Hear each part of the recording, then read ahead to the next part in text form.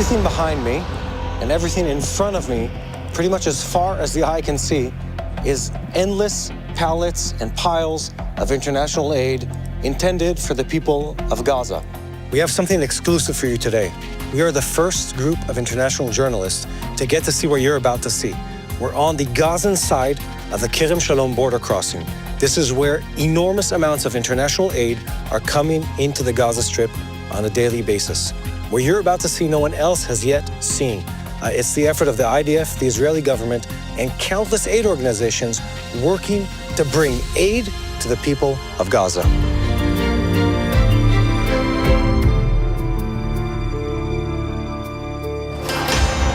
We're on our way down to the Gaza Strip, and this is a day that I'm very interested in. I'm interested because it's a topic that's been on the news, the question of the humanitarian situation in the Gaza Strip. At least most rational people don't have much of a question of whether or not Israel is allowed to fight in the Gaza Strip. Clearly, it was a war of self-defense. Clearly, we needed to fight. We needed to dismantle Hamas. But many people are asking the question of, well, what about the people of the Gaza Strip? Well, today we're getting to see that answer. The state of Israel has several border crossings with the Gaza Strip. And they run, obviously, from the northern part of the Gaza Strip down to the south. And I'll remind you, this entire strip is a very narrow and elongated sort of north-south strip. And we're traveling to the southmost border crossing, the Kerem Shalom border crossing. There are several that run north of it. The whole point of these border crossings is from several different locations to get the aid as close as the IDF can to the population in the Gaza border. So there's one in the north, there's central ones, and there's several southern ones that all feed as fast as they can the aid to the people of Gaza from within the state of Israel. And what we're supposed to be seeing is trucks coming from Israel, from farmers in Israel, from markets within Israel, but also from international aid organizations, all feeding into the Gaza Strip.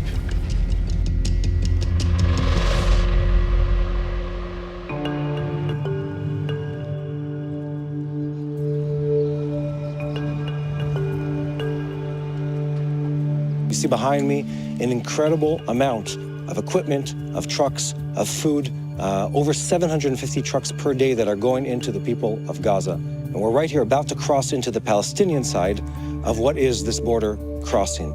And today we get to unpack and understand a very complex story. The story of the logistics, of the humanitarian aid, of everything that's going in from Israel into the people of Gaza during a war.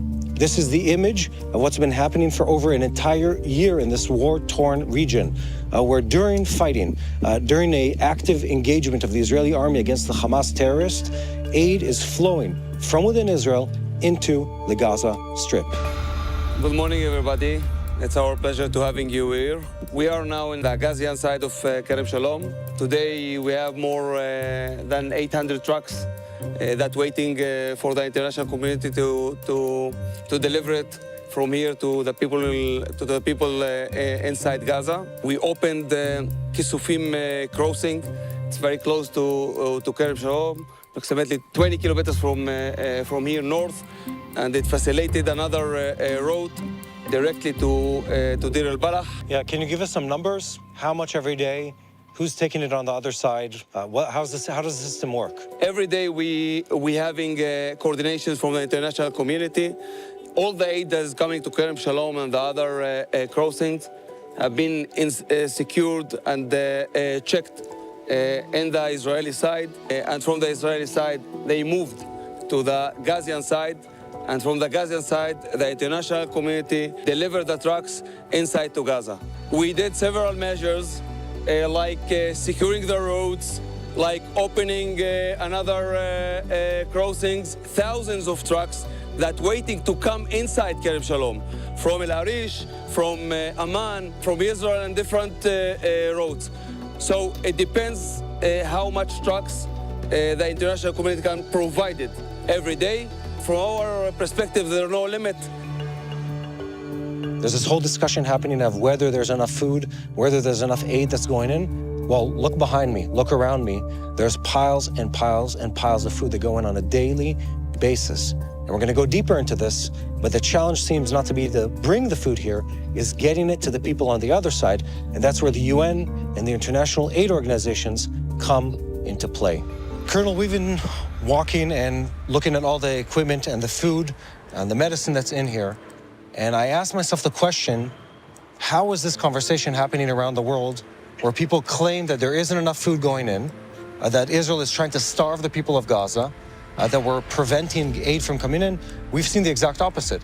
We've seen piles and piles of food and lines of trucks coming in, and I'm wondering where that information is coming from. No, the IDF in Israel is fighting Hamas. Yeah.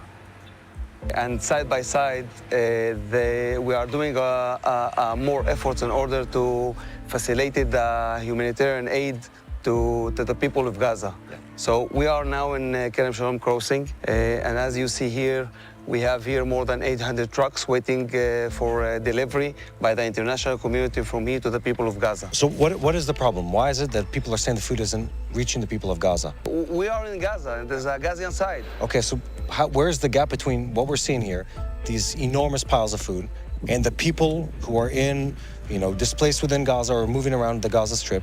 Why is the food not making it to them? And that depends on the international community. That depends on their efforts in order to take the food from the crossing points and deliver it to the people of Gaza. For example, they need to put a big logistic effort, more trucks, more staff, different hours of working, and take the humanitarian aid from the crossing points and to deliver it to the people of Gaza. There are thousands of trucks that are lined up to drop off aid for the people in Gaza right here. So we're at the Kerem Shalom crossing. People come from one side, from Jordan, from within Israel, and aid from around the world that arrives at several border crossings feeding into the Gaza Strip. And then they're removed or unloaded in this, just like it's hundreds of yards in every direction of pallet upon pallet of everything people need. It's food, it's clothing, it's medicine, it's aid, it's endless things. And you can see the signs of the different organizations. You can see UNICEF on one of them. You can see different aid organizations, different governments represented in the aid that's going in to the Gaza Strip. Even the trucks that are coming out right now are loading and unloading constantly. And then on the other side of this crossing, because again, the IDF is not responsible for the civilian life. There's still civilian governance within the Gaza Strip. We're not responsible for that. Trucks from the other side of international aid organizations, UN organizations, and others come and they take this aid and distribute it to the people of Gaza. And this is where the story gets very tricky. The story gets tricky because the problem is, and we're hearing about this, the international community talks about this, saying that there's an issue with the food arriving to every person in the Gaza Strip. Everything you need for human life seems to be here. And then you hear the reports, and the reports are saying things like we're preventing food from entering the Gaza Strip. Look, that can't possibly be true. That there's a squeeze on the people of the Gaza Strip, clearly not true. Where is the gap here? People that don't agree with what we're doing and whatnot maybe want to send out other messages that we're causing all these things. It's got to be made clear. We're not stopping anything from coming in. The problem is it gets here, for instance, in Kerem Shalom, and this is just one of a number of crossings of goods going in. Here, it's brought in. You've seen it come in from the Israeli side. Now we're on the Gazan side, and look how much stuff is piling up here. There are not enough trucks coming in to take it out, and then it's not necessarily getting at the rate that everyone else wants it to get there. If the international community logistically got their act together and is able to improve the amount of trucks and where those trucks can go to and their distribution centers, more would be able to come out of here. It's my dream that this area right here empties out every day.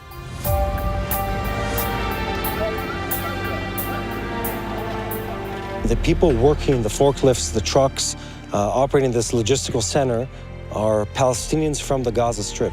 Some of them have been working here since the beginning of the war on a daily basis without almost any breaks. And I asked them, I said, is the food getting into the people of Gaza? And he says, no. He says, there is food here, and the food doesn't all get to the people of Gaza. And I said, why? And he says, without naming, of course, the terrorist organization that's behind it, he says, the answer is simple. The looters. There are pallets that sit here, and we can't get them to the people because this food is looted on the way to the people of Gaza. And that's what we've been hearing for months. We've been hearing it from the Israeli government, we've been hearing it from international aid organizations, a very clear statement saying that the problem isn't the availability of the goods.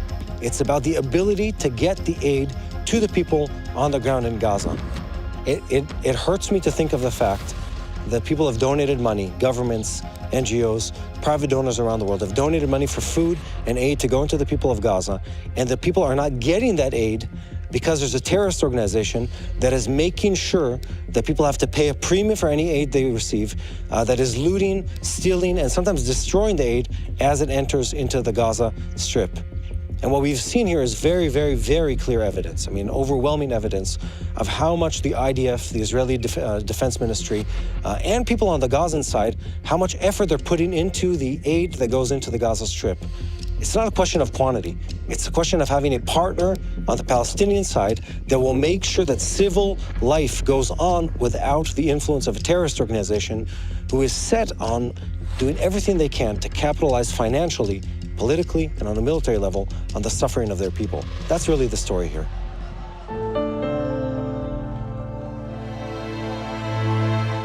I think people outside of Israel don't know this, but the Israeli army spends a lot of energy. I spent 8 months in Judea and Samaria in this war. A lot of energy, and I'm not saying anything political, is very careful to protect the lives and the life conditions and quality of the Palestinian people. Maybe you can explain that to someone who's never visited, who's never seen what happens here, how much effort goes into that. We are putting much effort in this issue because everywhere we fought Hamas, they used the people of Gaza or the people of Judea and Samaria as a human shields. The people of Gaza shouldn't pay the price of Hamas behavior act. And part of the IDF soldiers and Kogat, they are doing the right thing based on our values in order to give the people by the international, the food by the international community and to secure their basic needs in this terrible situation. Nations of the world, private donors have spent billions of dollars on a monthly basis in feeding and caring for the good need of the people of the Gaza Strip. And not all of it is getting to those people. You see everything here, not everything that is here gets to those people. And I find that both uplifting on one side and distressing on the other hand, where we're just not able to make sure that the people receive that kind of aid. There is no solution here but the replacement of the government of the people of Gaza. There is no other solution. No matter of international aid, no matter of pressure, will change the nature of the people that govern the Gaza Strip. There's a terrorist organization that uses violence against its own people and against others, and will stop at nothing, including stealing international aid that comes in to perpetuate the suffering of those people.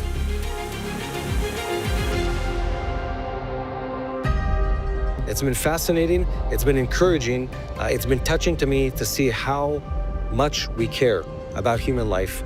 And I'm left with some final words that we were speaking as we're driving out with Abdallah, who's the colonel in charge of the IDF operations in the border crossing, who says that we can't engage in this war and lose our humanity. We must care about human life. We must care about the well-being of people, be they Palestinian or Jews. We need to care about the human lives in this conflict. And that's what I'm taking with me from this day. The care for people, the humanity of the situation, and the need to make sure that the war is not with the people of Gaza, but the Hamas organization within the Gaza Strip.